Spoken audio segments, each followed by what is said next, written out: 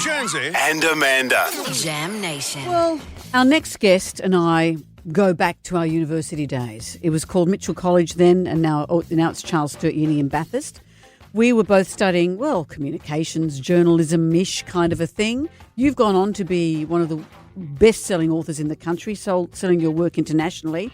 I'm here doing breakfast radio. How are you, Chris Hammer? Amanda, it's so lovely to be here with you, and Jonesy. Thank you, Chris. I thought you guys might just have a little bit of a gal pal catch up. Well, a gal pal catch up. Uni days of pranking the dean, throwing water bombs and stealing underwear. And all those food fights we had in Animal House. That's it.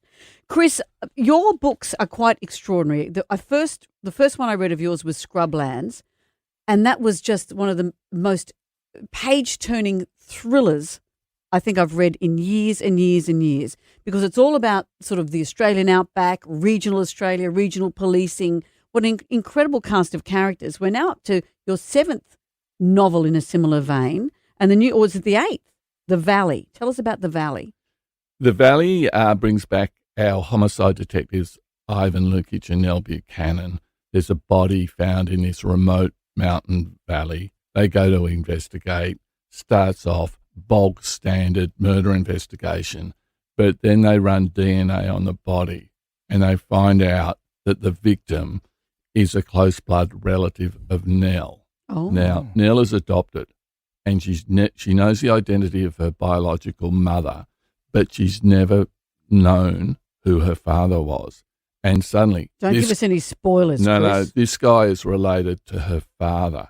So as the book unfolds, Nell, on one hand, is involved in a professional investigation to find out who the killer was, but she's also trying to dig back and discover what happened in the valley 30 years ago. Basically, her own conception story. Yeah. Wow. So it's pretty emotionally fraught for poor old Nell. Well, it is, because that relative is dead.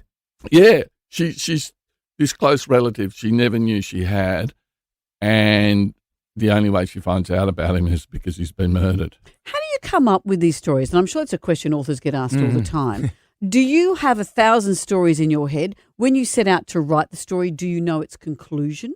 No, I've got no idea, which is quite handy because it means as the reader, you're unlikely to guess who the killer is. Because you don't know. If I don't know, how can you? Really? Yeah, so I don't know where the ideas come from. Sometimes I can unpack it and go back and it's like, oh, it's something from when I was a journalist or something I've seen in the news or something like that.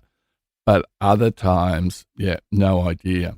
So where this one came from, I can tell you where the setting, it's loosely based on a valley called the Araluen Valley. It's down there, Braidwood in southern New South Wales. But the storyline, it just sort of grew and evolved over time as I was writing it. There's a wealth of stories in regional Australia, isn't there? Yeah. And people in regional Australia, they're not as chatty as we are. With that, like they're chatty, but they'll hold their secrets and stuff like that. They don't talk too much. It's a great place to set like a murder mystery, because in a small town, everyone knows everyone else. Yeah. Everyone knows everyone else's business.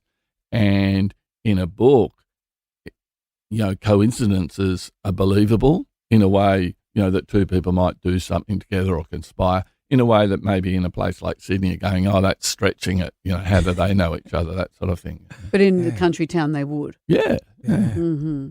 And the Scrublands was made into a fabulous drama. Yep. Are you going to be like Liam Moriarty, where all your stuff gets made into fabulous productions and you'll have Nicole Kidman knocking on your door saying, can I be in it? Yeah, you talked me into it. Okay. She doesn't like standing out in the sun, though. Just beware. Well, no, but Chris has to get. You can't have Nicole on speed dial. You need someone else. No, it's they've finished filming the second series, Silver. It'll be on Stan early next year, I think. And the production company, Easy Tiger, is brilliant. They're the ones who did like the Jack Irish books, have done Rake, Colin from Accounts. So they're very keen to keep the series going. So fingers crossed. How many holiday houses have you amassed, Chris? I wish. I'm not quite in it. Well, we could compare because you're both from the same alma mater. Amanda, what do you own? I've got 18 holiday houses and 12 speedboats. She's got this nice little hamlet called Port Macquarie.